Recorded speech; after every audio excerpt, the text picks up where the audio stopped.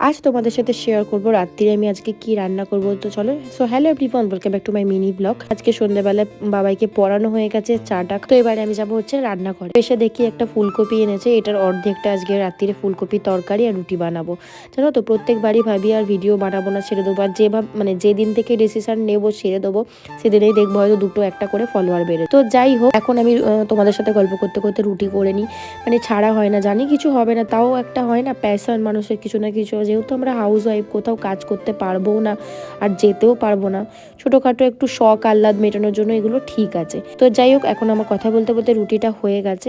রুটিটা হয়ে যাওয়া মানেই হচ্ছে রান্না আমার কমপ্লিট।